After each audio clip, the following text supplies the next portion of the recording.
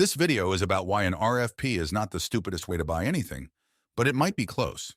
I participate in a lot of not-for-profits, and from time to time someone at one, probably with good management acumen, but no procurement experience, asks, "Was an RFP done?" And my face contorts in all sorts of grotesque ways. Don't misunderstand, I've done a lot of RFPs, and I will in the future. It's because of this experience that I appreciate their limitations and when they should be used. Let me explain. First, who participates in an RFP? In any marketplace for any product or services, there's always leaders. There are always one or more companies that offering comparatively better value. The same product at a lower price, or a better product at the market price. More timely delivery, etc. If you believe in markets, and I do, you understand that buyers have figured this out and responded in kind. If you're an investor, you recognize this idea as the efficient market hypothesis. Why is this theory relevant here? The answer is that these leaders are in a seller's market. They don't need to participate in your RFP because their order books are already full. The result is that when you do an RFP, you're getting what's left to respond the market participants that are in the buyer's market. Who are they? Well, they're the ones that are comparatively more costly or that offer lower quality. Yes, exceptions abound, but take the point broadly. 2, the RFP response information is suspect and self-serving. It's the business equivalent of using a filter on your Tinder profile, I am told.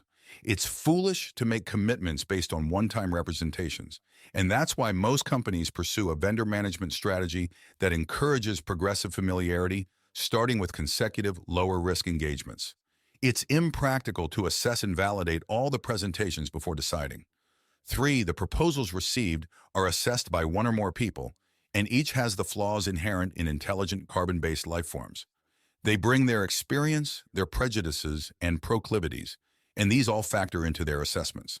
That assessed score of 7 before lunch might have been a 9 after lunch, for example.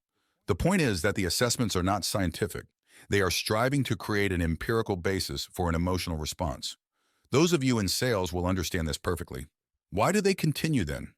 First, a surprising number of procurement professionals are oblivious to the confirmation bias inherent in their happening. Why didn't this industry leader participate? Is never considered. Next, management want to ensure good value. But in my experience, other managers want the appearance of due diligence. It's a form of career insurance against a failed outcome. And that's why what were once very simple solicitations have become bloated.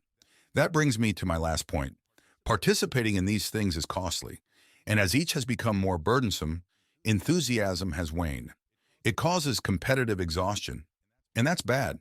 It's bad because more than ever, the solutions offered by one company are differentiated from those of another.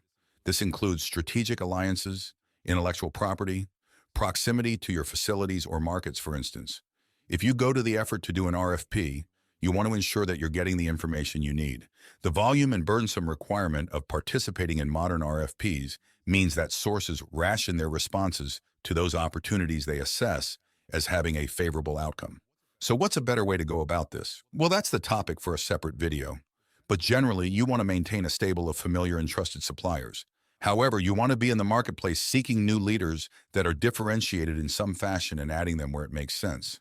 Then where you have an opportunity, you have an abbreviated RFP amongst these sources.